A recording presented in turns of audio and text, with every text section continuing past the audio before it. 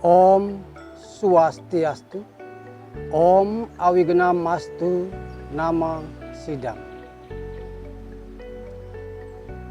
Saudara-saudara pecinta Dharma yang saya hormati, dalam kesempatan ini saya akan berbagi pengetahuan dengan tajuk Yakin akan Pancasrada, lupa akan karma pala.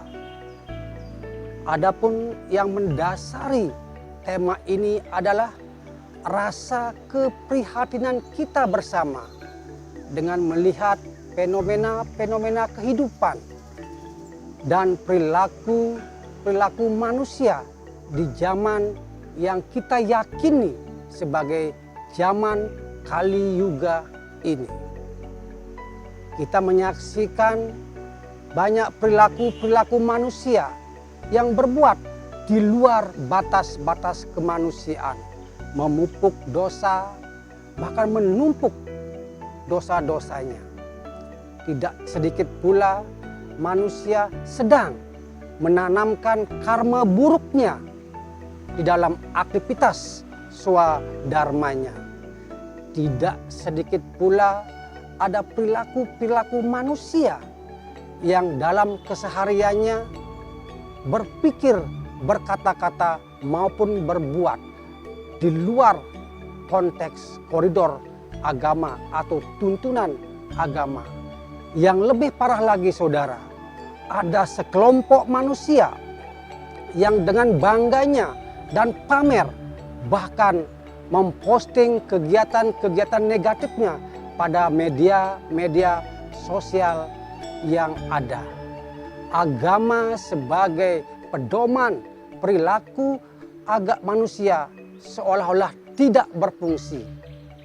Kemudian hukum sebab akibat, hukum karma pala yang menjadi keyakinan kita dibuatnya luntur karena diabaikan oleh teman-teman, oleh perilaku manusia itu sendiri. Fenomena apakah ini saudara? Apakah pengaruh dari zaman Kali Yuga ini? Saya yakin dan katakan bukan. Karena apa? Karena manusia itu sudah dibekali oleh apa yang namanya wiweka, yaitu suatu ajaran yang dimana ia bisa menimbang-nimbang, memilah-milah dan akhirnya memilih mana itu perbuatan yang baik dan mana itu perbuatan yang buruk. Agama tidak bisa mengubah perilaku, apalagi menentukan perilaku manusia. Yang bisa mengubah perilaku itu adalah manusia itu sendiri. Agama hanya sebagai stimulus saja. Saudara-saudara, pecinta Dharma yang berbahagia, di dalam sastra ada dua konsep pengetahuan dasar agama untuk mengetahui sejauh mana pemahaman agama itu. Konsep dasar yang pertama adalah mengetahui apa yang dikatakan. Konsep dasar yang kedua adalah mengerti apa yang dimaksudkan. Jika konsep pengetahuan dasar yang pertama yaitu tahu apa yang dikatakan, itu artinya bahwa pengetahuan, pemahaman agama kita masih dalam tataran tingkat dogmatis. Artinya hanya mengikuti tanpa adanya pemaknaan yang berarti. Jika ditingkatkan pada pemaknaan yang kedua, maka pengetahuan agama kita akan menjadi lebih lengkap dan sempurna. Artinya saudara, bahwa kegiatan aktivitas beragama kita keluar yang disebut dengan prawarti marga, dan aktivitas kegiatan beragama kita ke dalam atau yang disebut dengan niwarti marga akan berjalan dengan seimbang dan baik. Saudara-saudara pecinta Dharma yang berbahagia, untuk memperoleh keseimbangan itu tentu tidak mudah. Di dalam sastra ada konsep yang saya istilahkan dengan tamasya berpikir. Artinya saudara, tamasya berpikir itu adalah sebuah renungan mendalam atau kontemplasi secara komprehensif terhadap suatu ajaran agama yang melahirkan pemaknaan-pemaknaan yang sempurna.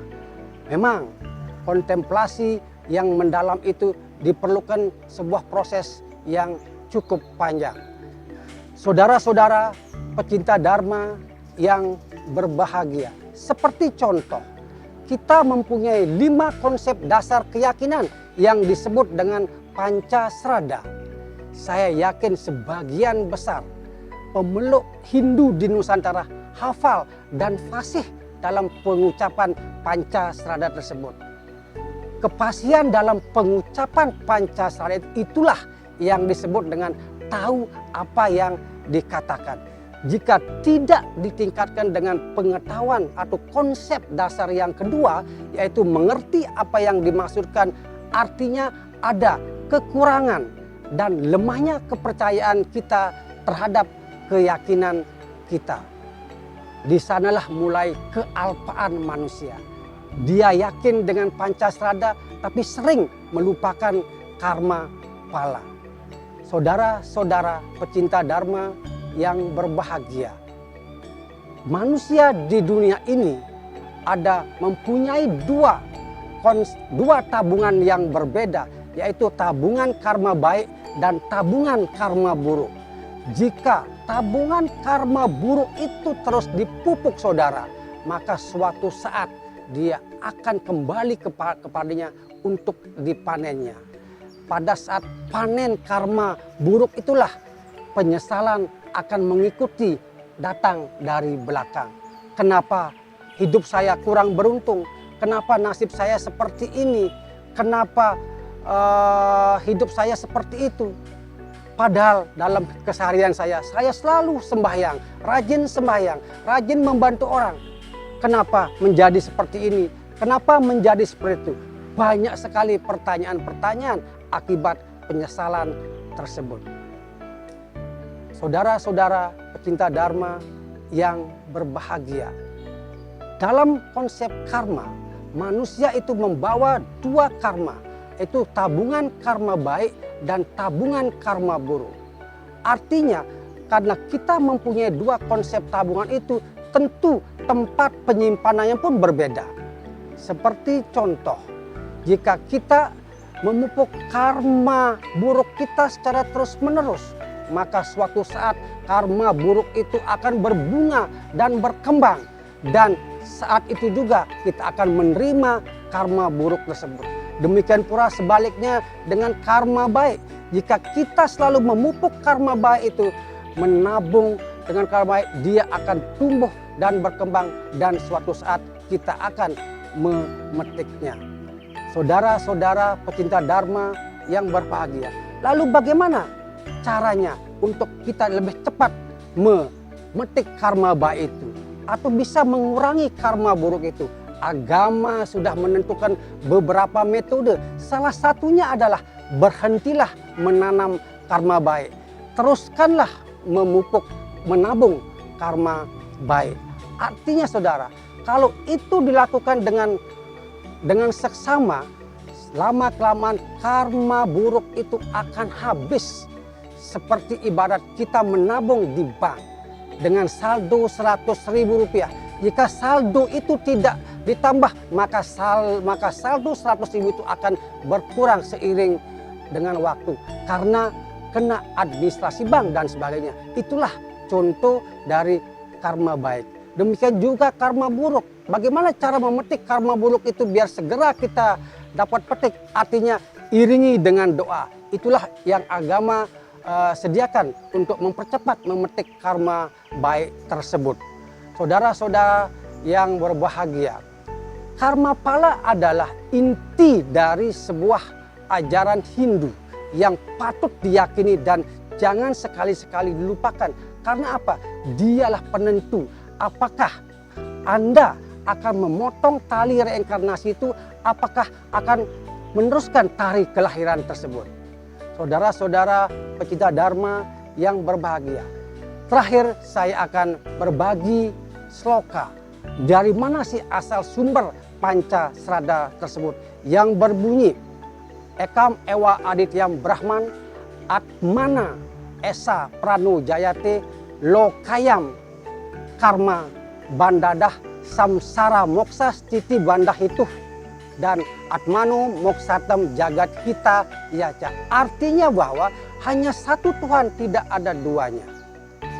Sumber kehidupan ini berasal dari Atman. Hidup dan kehidupan ini terikat dengan hukum karma. Dan Tuhan adalah sebagai belenggu samsara. Yang terakhir adalah kesadaran akan diri yang akan menentukan pada kesadaran, pada kesejahteraan dan pembebasan kita. Itulah sumber dari ajaran Dharma. Jika ini dilaksanakan dengan benar, maka serada itu akan menjadi pusaka, akan menjadi pustaka kehidupan dan bukan menjadi petaka kehidupan. Demikian saudara-saudara yang dapat saya sampaikan, semoga dapat bermanfaat. Saya akhiri dengan Parama Santi. Om Santi Santi Santi Om.